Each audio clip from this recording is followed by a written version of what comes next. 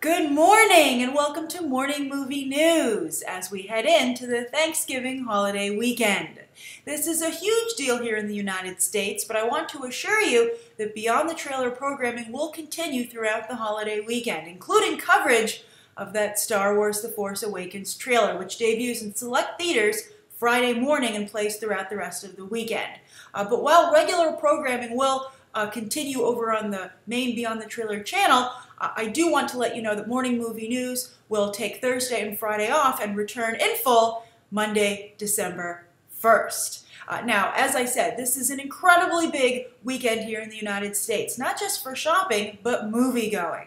It kicks off the entire holiday season, and there are plenty of movies that are hitting theaters. Not just blockbusters, but also, of course, awards contenders. And awards contenders are the focus of our first news story of the day. And that's that the Spirit Award nominations were announced, and it gives us a little clearer picture of our potential Oscar contenders.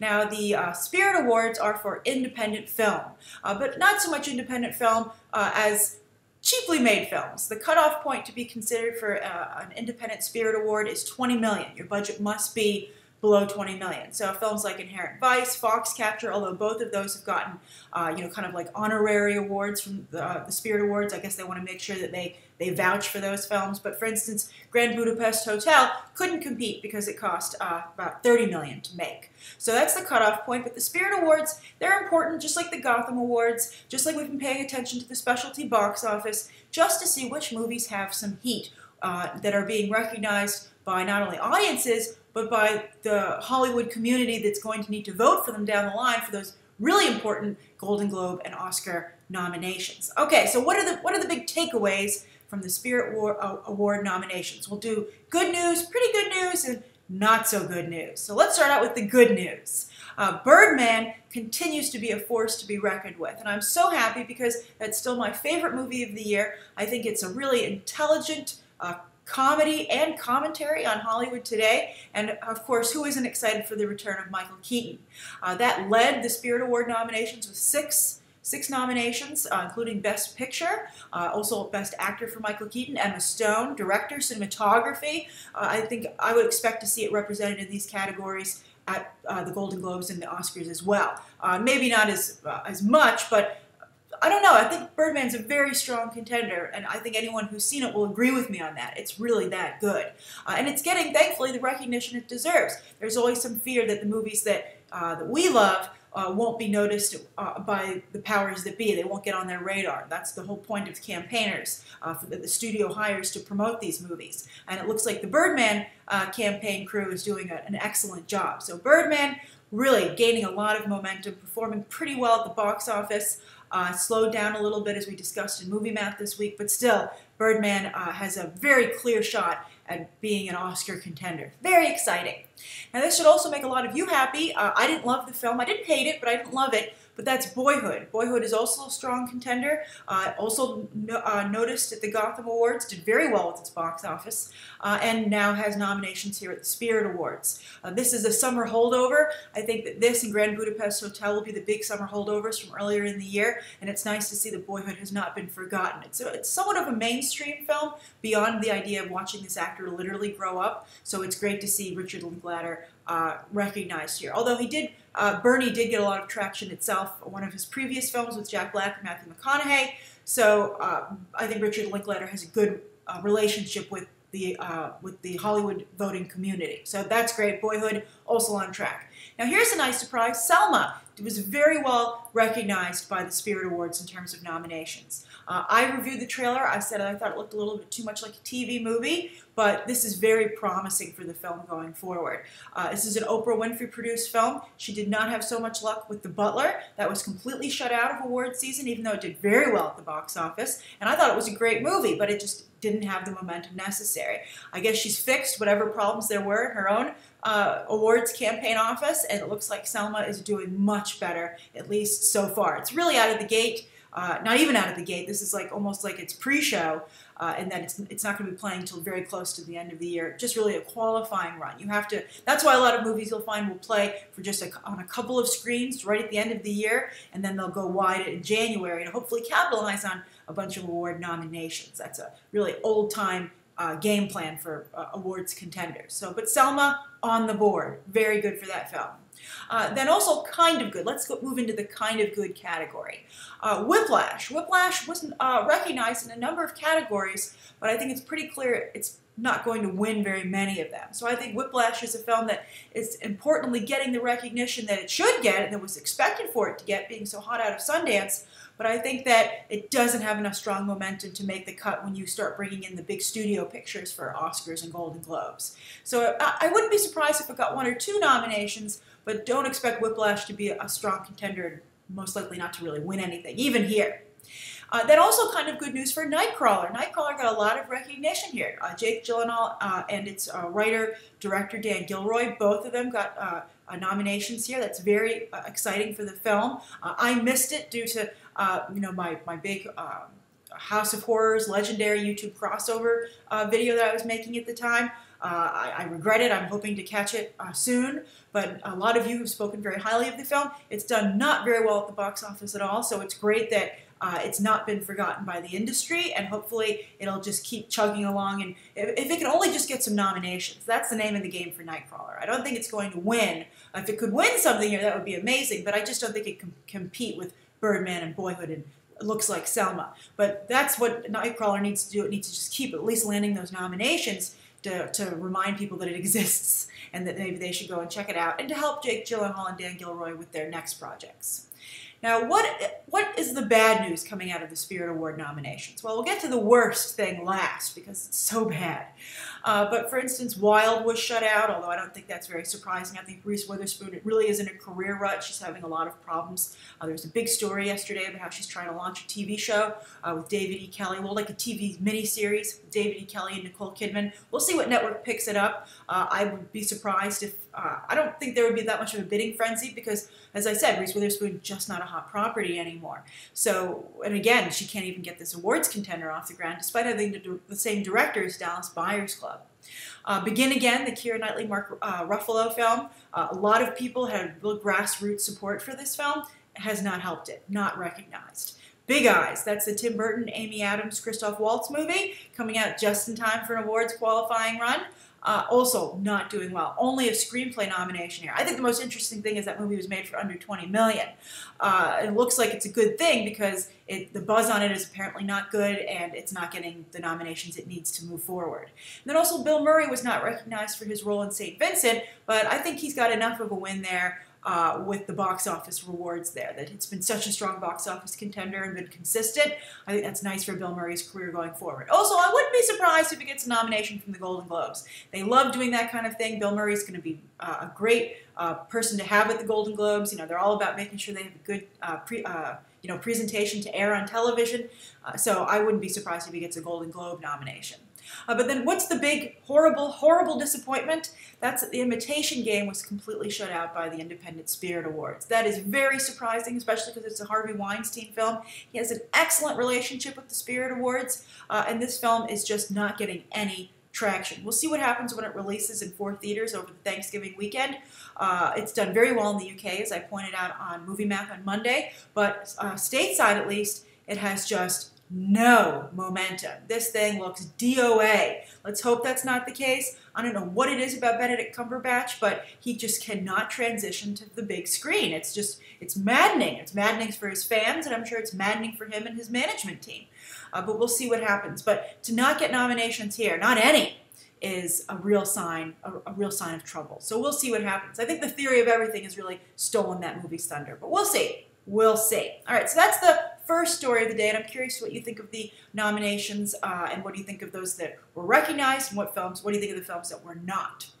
All right, so the second story of the day is about Ridley Scott and Blade Runner 2. Blade Runner 2, big reveal yesterday that Ridley Scott said, I will not be directing Blade Runner 2, I'll be producing it, but I have almost completed the screenplay, and he's working with the original screenwriter for the first Blade Runner, Hampton Fancher. So I think that's great. I'm glad that he kept the original guy because Blade Runner is obviously a really important and iconic film just in terms of sci-fi movies, but also when it comes to artificial intelligence films. Now, this is a little bit of the problem here. Artificial intelligence films there are just too many of them right now. So Blade Runner is going to have to do a very good job of revolutionizing the genre once more to seem relevant, especially because Ridley Scott's already exploring this extensively with his Prometheus films. David was many people's favorite part of that film, played by Michael Fassbender. He was my favorite part. And they're making Prometheus 2, and word is that it's going to focus entirely on David, and there will be multiple Davids. And as you might recall, David comes from the corporation that's in Blade Runner. It was like a crossover, crossing over the worlds of Alien and the Blade Runner franchises, to make a Ridley Scott cinematic universe, which is a good idea. But where does that leave Blade Runner 2? Now, it will star Harrison Ford. Ridley Scott has also revealed that and confirmed it, but he will not be the lead actor in the film. He will appear in the final third, the third act, and that the first two thirds of the film will be searching for his character. So we'll see if that works out. Harrison Ford, I think, has a lot to prove still as to whether or not he can forget just bringing him on board. Can he recapture his initial brilliance as a on-screen persona? We haven't seen it yet, but we'll be finding out very soon with Star Wars, of course, and then this Blade Runner sequel, which is going to go into production, they say, in 2015. The director has not been picked, by the way. But with all these artificial intelligence films, just to jog your memory, we have Big Hero 6 out right now about a boy and his robot. We've had Interstellar deals with artificial intelligence. Automata came out recently from Spain with Antonio Banderas. Ex Machina, we just saw the trailer with Oscar Isaac and Donald Gleason. Robot and Frank recently, that's the Frank Langella film, which was pretty good. The Machine out of the UK, that film. Chappie's coming up. The Neil Blomkamp Pinocchio kind of take on artificial intelligence, which Steven Spielberg already did with AI a couple of years ago. And then, of course, as I said, Prometheus 2, which is all about David. So Blade Runner, I think, as I said again, it's going to have to come up with something really interesting to make this stand out and worth people's time. As for Ridley Scott not directing, I think that's a good thing. I think that if you look at his recent films, Prometheus and The Counselor, and even Exodus, I think that they leave you wanting in a number of areas. The jury's still out on Exodus, although that film already has a lot of problems from the way it's been cast and the things they're saying about the religious aspects of the movie. The Counselor, though, totally what the heck was Ridley Scott thinking? Total brain fart. Prometheus, deeply flawed as a film. As you can see from what they're doing with the sequel, they've had to take the only salvageable part and just expand upon it. And then also, if you think back, the Blade Runner director's cut, I think, is a lot weaker than the main cut that was, approved by the studio. And the actually interesting story about Blade Runner, the first time I saw it was the director's cut. I was like, oh yeah, I'm gonna go all in, Ridley Scott. I'm gonna trust you. And it was a huge mistake. I was like, this movie's not very good. Why is it so famous? Then I watched, a couple of years later, I watched the original cut, and I was like, oh, what a great movie. I can see it. It's so smart and intelligent. That director's cut was garbage. The studio was right to get out their scissors. So I think getting a new smart director on board. Look how things are going for Jurassic World. They brought on a new director, and he looks to be doing a very good job. All right, so that's the second story of the day. Now for the third story, let's double back and pick up Reese Witherspoon again and expand a little bit on that television series she's currently pitching to networks. Again, this got a lot of headlines yesterday, but nobody bit right away. They weren't able to announce an instant pickup, even though the hyperbole going out was that this was the biggest television opportunity to hit since True Detective with Matthew McConaughey and Woody Harrelson. So what's the setup here? Again, this is Nicole Kidman and Reese Witherspoon in a mini-series to be handled behind the camera by David E. Kelley. Remember when David E. Kelley was a big deal? These days, he's really more Mr. Michelle Pfeiffer, and Michelle Pfeiffer isn't really that big a deal anymore, I'm afraid. But let's see if this series can bring any of them back in any way, in any shape or form. So the mini-series apparently is about these three kindergarten mothers, the third obviously not been cast yet, and their perfect lives unravel to the point of murder. Somebody's murdered. Is it one of them? Is somebody a suspect? It sounds a little like Desperate Housewives when you think about it. And both Kidman and Reese Witherspoon are producing. And this actually ties in with another story that got a lot of attention over the last few days. Well, actually, kind of a lot of attention. I mean, I think movie and TV fans picked up on it, but it was more news about the casting for True Detective Season 2, which I think has lost a lot of its momentum coming out of the first season. This should have been ready to go. It should be close to airing already instead of still casting. So we already knew that Colin Farrell and Vince Vaughn were going to be involved, but now Taylor Kitsch has been confirmed to join the cast, and then also Rachel McAdams will join after all, and Kelly Riley. Yes, Kelly Riley, who you might recall from Flight. She played Denzel Washington's rehab buddy. Rehab and other kind of buddy. I can't say it because it's a bad word. Okay. So anyway, what do you think of this casting? I had a couple of people ask me for my thoughts on it, and my honest thoughts about this and the Nicole Kidman-Reese Witherspoon story is that the ship might have sailed on big movie stars going to television. We've already had Fargo with Billy Bob Thornton doing an impressive job, which nobody really cared about, unfortunately. And I think that the time, it might have been a small window that's closed. I think at this point, we're aware that good work can be done on television. TV is perfectly capable of doing a great job itself. It doesn't need film actors to come and to do this. And then also, I think this cast for True Detective 2 isn't that exciting. And I don't think a Nicole Kidman-Reese Witherspoon team-up is that exciting. I mean, it kind of seems like a TV movie already, right? You're not like, that should be a movie in theaters. You're like, nope, that sounds about like something I'd watch on television for free. That's my thoughts on that. And then with True Detective Season 2, it doesn't have the heat of the Woody Harrelson, Matthew McConaughey team-up. Also, it's just too big a cast that they're getting, it seems like. I mean, of course, hopefully, I'm proven wrong. I really liked the first True Detective, and I'm very happy for Colin Farrell and Vince Vaughn. I thought that was good casting. But these three new additions, as I said, I think water it down and make it just seem like, well, at this point, what movie actor isn't doing TV? And it's no longer something that's that special. But I'm curious what you think. Does it still interest you as much? Do you think that some of the novelty is worn off? And are you excited about either of these projects, True Detective Season 2 or this Nicole Kidman-Reese Witherspoon project with David E. Kelley? All right, so those are the three stories of the day. Now on to the viewer question from Rigo Machado. Great name, Rigo. So Rigo says, hello, Grace again. You previously answered one of my questions of mine, and I would like to see if you would answer me this question. I did! Rigo says, so with Chris Pratt starring in Jurassic World, if the movie is a success, I would hope that Universal Studios theme parks would update their Jurassic Park ride. Me too.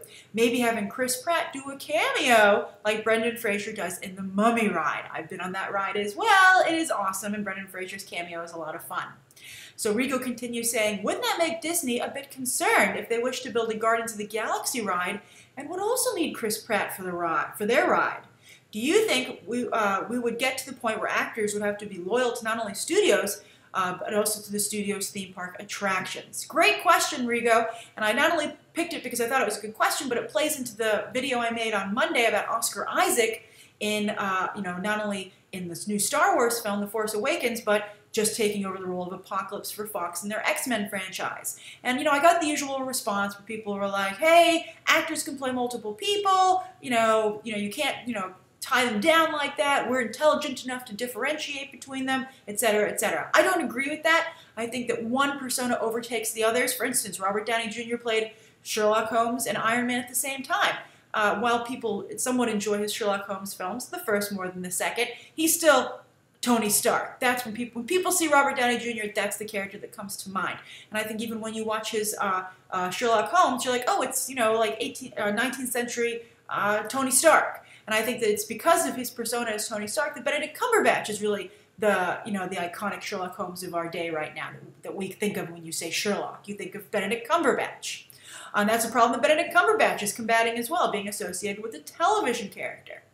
Now, a lot of people like to bring up Harrison Ford as a great example of someone who played Indiana Jones and Han Solo pretty much at the same time.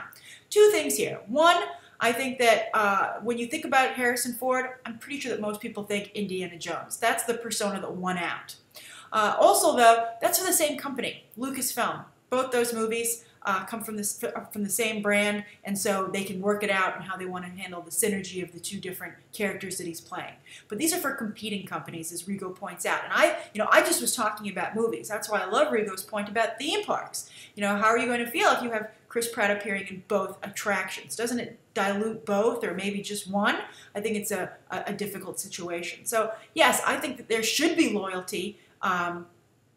Loyalty to not just a studio franchise. I mean, if you want to play different characters, go make a thriller. Go make a great, awards contender. How many franchises do you have to be in? I think it's difficult. I mean, a lot of people are already watching Jurassic World and saying, "Hey, it's Star-Lord." I mean, that was my reaction too. I mean, he's trying to hide behind a Southern accent, but look, Chris Pratt will be forever known as Star-Lord. He's going to have a hard time overcoming that persona, and that's something that Universal has to be aware of with this new Jurassic World ride, but it's something that Disney has to protect, that he is Star-Lord, and they don't want to dilute that with him going and playing basically the same character in other people's franchises or their theme parks.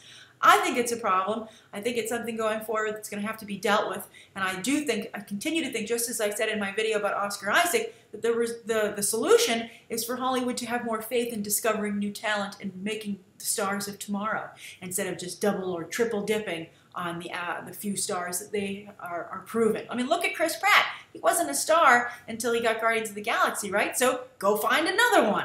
All right, so that's today's morning movie news. Thank you so much for your question, Rigo. Thank you, everybody, for tuning in. I hope that you have a wonderful Thanksgiving if you're here in the United States. And if you're not, don't worry, Beyond the Trailer programming will continue throughout the weekend. And I hope you'll tune in. I hope you'll tune in if you're here in the States. Take a turkey break or a shopping break over the weekend. And write down below what you think of today's top 3 stories, the viewer question, anything you'd like to see covered Monday, and any questions that you might have. Thanks for watching.